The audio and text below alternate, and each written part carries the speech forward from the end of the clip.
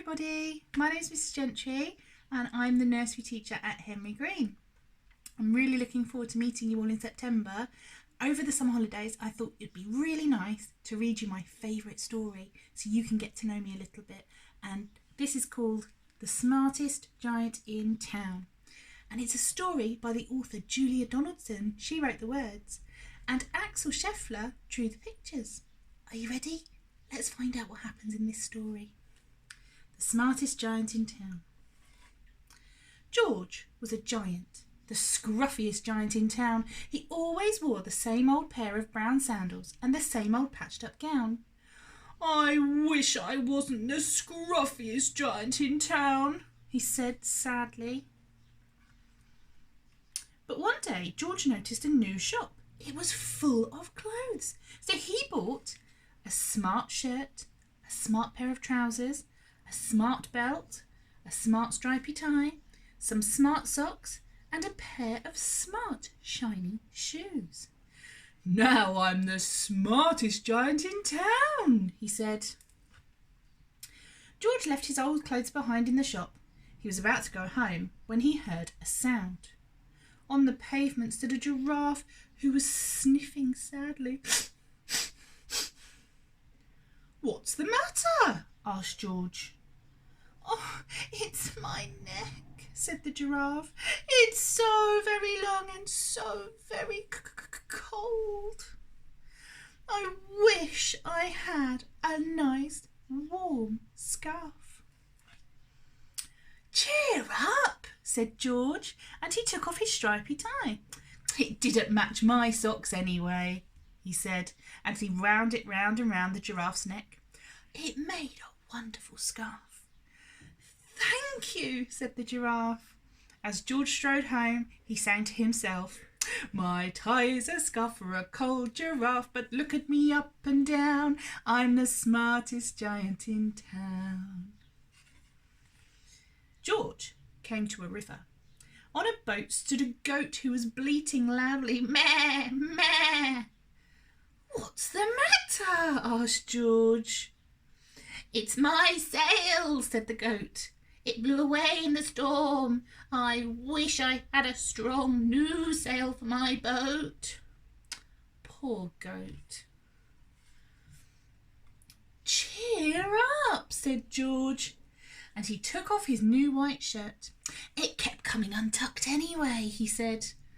He tied it to the mast of the goat's boat and it made a magnificent sail. "Oh, thank you," said the goat. George strode along, singing to himself, "My tie's a scarf for a cold giraffe, my shirt's on a boat as a sail for a goat, but look at me up and down, I'm the smartest giant in town." George came to a tiny ruined house. Beside the house stood a white mouse with lots of baby mice, and they were all squeaking. "What's the matter?" asked George. "It's our house," squeaked the mother mouse. "It burned down and now we have nowhere to live. I wish we had a nice new house." Do you think George is going to come to the rescue again? Let's find out.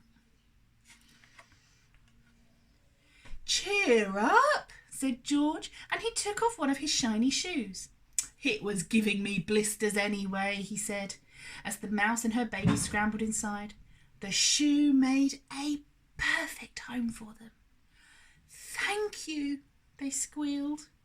George had to hop along the road now, but he didn't mind. As he hopped, he sang to himself, "My tie is a scarf for a cold giraffe, my shirt's on a boat as a sail for a goat, my shoe is a house for a little white mouse, but look at me up and down, I'm the smartest giant in town."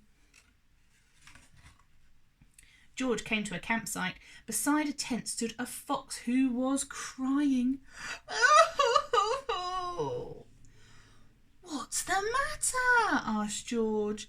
"It's my sleeping bag," said the fox. "I dropped it in a puddle. I wish I had a nice, warm, dry sleeping bag." Poor fox.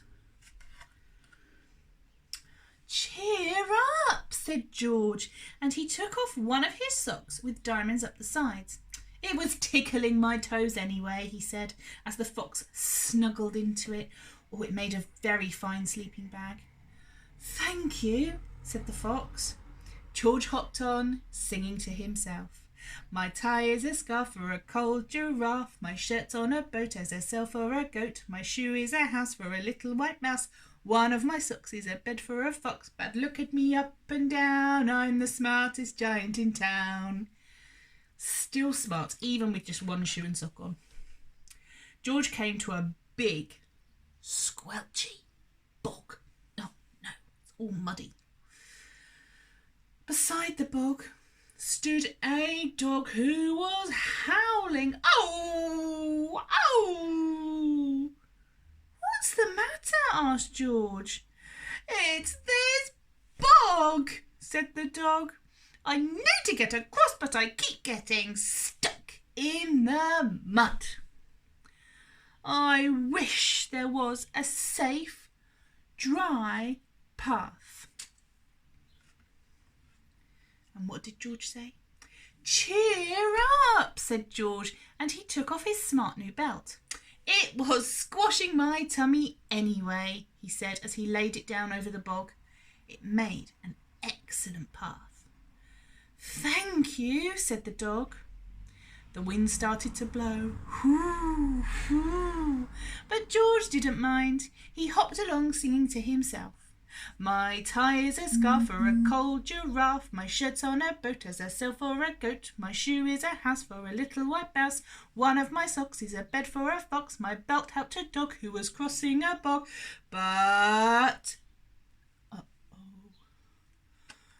my trousers are falling down. I'm the coldest giant in town.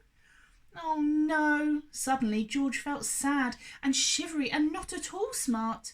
He stood on one foot and thought, I'll have to go back to the shop and buy more clothes. He turned around and hopped all the way back to the shop. And poor George.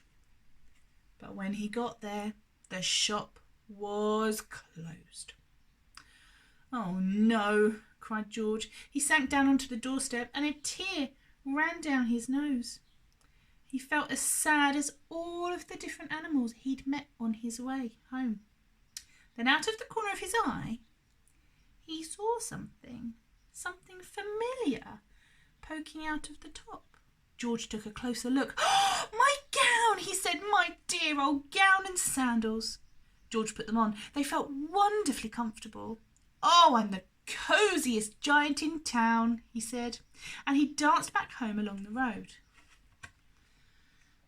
Outside his front door stood all the animals he'd helped.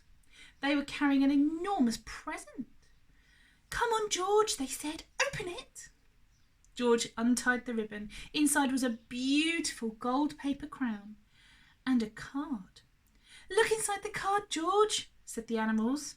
George put the crown on his head and opened the card. And inside it said, your tie is a scarf for a cold giraffe. Your shirt's on a boat as a sail for a goat. Your shoe is a house for a little white mouse.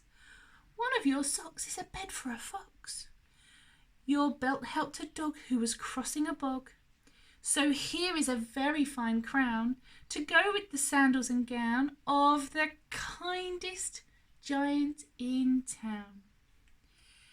And he really was not just the smartest, but the kindest giant I've ever met. Wasn't that a wonderful story? And being kind is so important. I really love it when people do kind things. Maybe in the summer you can do some kind things for your friends and family. That would be amazing. I'd like you all to have an amazingly wonderful summer holiday, and I cannot wait to meet you all in September when you're ready to start nursery. Until then,